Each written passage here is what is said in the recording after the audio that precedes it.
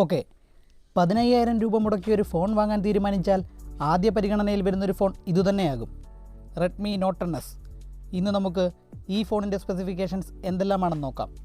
M4 മാർട്ടെക്കിൻ്റെ മറ്റൊരു വീഡിയോയിലേക്ക് സ്വാഗതം.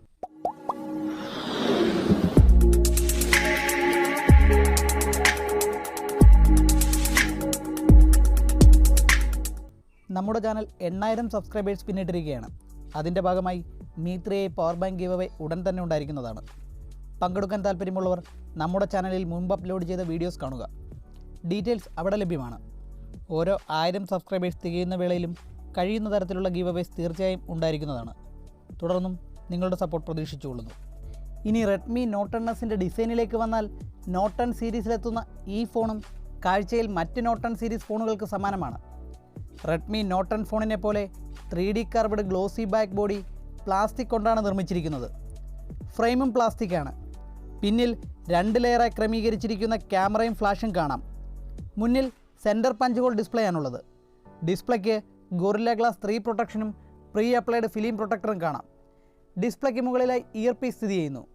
വലതുവശത്ത് fingerprint scanner integrated power ബട്ടന് മുകളിലായി വോളിയം ബട്ടൺ, ഇടതുവശത്ത് ട്രിപ്പിൾ കാർഡ് സ്ലോട്ട്, മുകൾ വശത്ത് speaker vent, IR blaster, secondary noise cancellation mic, താഴ്വശത്ത് 3.5mm headphone port, mic, type C port, speaker grill എന്നിവയും കാണാം. 8.3mm തിക്നെസ്സും 179 ഗ്രാം ഭാരവുമാണ് ഈ ഫോണിനുള്ളത്. ഫ്ലാഗ്ഷിപ്പ് ലെവൽ ഹാപ്റ്റിക് ഫീഡ്ബാക്കിനായി Z axis vibration motor, hi-res certified stereo speaker, IR blaster എന്നിവയെല്ലാം ഈ ഫോണിൽ ഉൾപ്പെടുത്തിയിരിക്കുന്നു.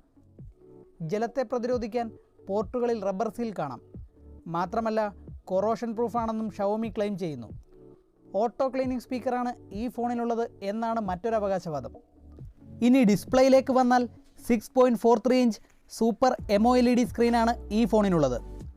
1100 nits peak brightness, blue light filter certification, 360 degree ambient light sensor, 100% DCI-P3 colour gamut, 4.5 million:1 contrast ratio, Widevine L1 certification, DC dimming എന്നിവയാണ് മറ്റു features. ഈ features സൂചിപ്പിക്കുന്നത് തീർച്ചയായും ഇതൊരു മികച്ച ഡിസ്പ്ലേ ആണെന്നതാണ്. എന്നാൽ റിഫ്രഷ് റേറ്റ് 60 Hz ആണെന്നത് പോരായ്മയായി തോന്നി. ഈ ഫോണിൻ്റെ ടച്ച് സാമ്പിളിംഗ് റേറ്റ് 180 Hz ആണ്. HDR കണ്ടൻറ്റ് പ്ലേബാക്ക് ചെയ്യുമ്പോൾ 1100 നിറ്റ്സ് പീക്ക് ബ്രൈറ്റ്നസ് അച്ചീവ് ചെയ്യാൻ കഴിയുന്ന ഈ ഫോണിന് ഓട്ടോ മോഡിൽ അച്ചീവ് ചെയ്യാൻ കഴിയുന്ന മാക്സിമം ബ്രൈറ്റ്നസ് 700 നിറ്റ്സ് ആണ്. ഇനി പെർഫോമൻസിലേക്ക് വന്നാൽ 12 nanometre MediaTek Helio G95 SoC ആണ് ഇതിലുള്ളത്. 2 GHz ക്ലോക്ക് സ്പീഡോട് കൂടിയ 6 കോർട്ടെക്സ് A55 കോറും 2.05 GHz ക്ലോക്ക് സ്പീഡോട് കൂടിയ 2 കോർട്ടെക്സ് A76 കോറും അടങ്ങുന്ന ഒക്ടാ കോർ ചിപ്സെറ്റാണിത്. ഗ്രാഫിക്സിനായി മാലി G76 MC4 GPU ഉപയോഗിച്ചിരിക്കുന്നു. ഗെയിം സെൻട്രിക് ചിപ്സെറ്റായ മീഡിയടെക് ഹീലിയോ G95 SoCക്ക് മുൻപുള്ള ജനറേഷനെ അപേക്ഷിച്ച് GPU ക്ലോക്ക് സ്പീഡിൽ മാത്രമാണ് നേരിയ വർധനവുള്ളത്. ആൻഡ്യൂ ബെഞ്ച് മാർക്ക് സ്കോറിലും നേരിയ വർധനവ് കാണാം. ഹീറ്റ് ഡെസിപ്പേഷനായി ഗ്രാഫൈറ്റ് ഷീറ്റ് കാണാമെങ്കിലും ഗെയിം കളിക്കുമ്പോൾ ഈ ഫോൺ 46 ഡിഗ്രി വരെ ഹീറ്റാകുന്നു. അപ്ഡേറ്റിലൂടെ പരിഹാരം കാണും എന്ന് വിശ്വസിക്കാം. 6GB LPDDR4X റാമും 64 or 128GB UFS 2.2 സ്റ്റോറേജുമാണ് ഇതിലുള്ളത്. Operating system MIUI 12.5 based Android 11 ആണ്. Super wallpaper, ultra battery saver mode, system wide dark mode തുടങ്ങിയ ഫീച്ചേഴ്സ് MIUI 12.5ൽ കാണാൻ കഴിയും. MIUI 12.5ന് മുൻപുള്ള ജനറേഷനെ അപേക്ഷിച്ച് പവർ കൺസംഷൻ 15% കുറയ്ക്കാൻ കഴിഞ്ഞിട്ടുണ്ട്. കോർ ആപ്സ്, അതായത് ഡയലർ, മെസ്സേജിംഗ്, ക്യാമറ, ഗാലറി തുടങ്ങിയ 9 ഫണ്ടമെൻ്റൽ ആപ്സ് ഒഴികെയുള്ള എല്ലാ ആപ്ലിക്കേഷനും അൺഇൻസ്റ്റാൾ ചെയ്യാനാകും എന്നതാണ് മറ്റൊരു സവിശേഷത. ക്യാമറയിലേക്ക് വന്നാൽ f1.9 അപ്പേർച്ചർ, 64MP ക്യാമറ കൂടാതെ 118 ഡിഗ്രി ഫീൽഡ് ഓഫ് വ്യൂ ഉള്ള 8MP അൾട്രാ വൈഡ് ആംഗിൾ ക്യാമറയും 2MP മാക്രോ ലെൻസും 2MP ഡെപ്ത് സെൻസറും കാണാം.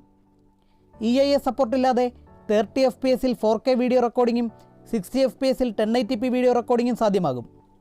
EIS സപ്പോർട്ടോടുകൂടി 30 FPS മെയിൻ ക്യാമറ ഉപയോഗിച്ചും വൈഡ് ആംഗിൾ ക്യാമറ ഉപയോഗിച്ചും വീഡിയോ റെക്കോർഡിംഗ് സാധ്യമാകും. വീഡിയോ റെക്കോർഡിങ്ങിനിടെ ലെൻസ് സ്വിച്ച് ചെയ്യാൻ കഴിയില്ല എന്നത് പോരായ്മയാണ്. f2.5 അപ്പേർച്ചർ 13MP ക്യാമറയാണ് മുന്നിൽ. 4K വീഡിയോ റെക്കോർഡിംഗ് സാധ്യമാകില്ല. 30 FPS 1080p വീഡിയോ റെക്കോർഡിംഗ് വരെ മാത്രമാണ് സാധ്യമാകുക. എന്നാൽ EIS സപ്പോർട്ട് ലഭിക്കും എന്നത് അഡ്വാൻറ്റേജ് ആണ്. Pro time lapse mode, skyscaping mode, pro colour, colour focus mode എന്നിവയാണ് മറ്റ് camera features. Camera 2 API level 3 support ഉള്ളതിനാൽ Gcam പോലുള്ള third party camera app support ചെയ്യും. 5000 mAh ബാറ്ററി കപ്പാസിറ്റിയുള്ള ഈ ഫോണിനൊപ്പം ലഭിക്കുന്നത് 33 വാട്ട് ഫാസ്റ്റ് ചാർജറാണ്. 30 മിനിറ്റ് കൊണ്ട് 54%, 78 മിനിറ്റ് കൊണ്ട് 0 മുതൽ 100% ചാർജാകുന്ന ഈ ഫോൺ നോർമൽ യൂസിൽ ഏകദേശം 8 മണിക്കൂറിലധികം സ്ക്രീൻ ഓൺ ടൈം സമ്മാനിക്കും.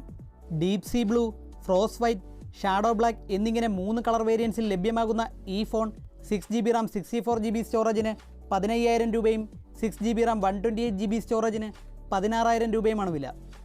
Super AMOLED screen, 1100 nits peak brightness, IR blaster, stereo speaker, flagship level haptic feedback, 5000 mAh battery എന്നിവയാണ് മേന്മകൾ. ഔട്ട്ഡേറ്റഡ് ഗൊറില്ല ഗ്ലാസ് 3 പ്രൊട്ടക്ഷനും പ്ലാസ്റ്റിക് ബാക്ക് ബോഡിയും പ്ലാസ്റ്റിക് ഫ്രെയിമും ഒരു പോരായ്മയായി തോന്നി. സോഫ്റ്റ്വെയർ ബഗ്സ്, ഹീറ്റിംഗ് ഇഷ്യൂ എന്നിവ അപ്ഡേറ്റിലൂടെ പരിഹരിക്കപ്പെടും എന്ന് കരുതാം. അപ്പോൾ വീഡിയോ ഇഷ്ടപ്പെട്ടാൽ ലൈക്ക് ചെയ്യുക, സബ്സ്ക്രൈബ് ചെയ്യുക, ഒപ്പം ബെൽ ബട്ടണും ക്ലിക്ക് ചെയ്യുക. നന്ദി, നമസ്കാരം.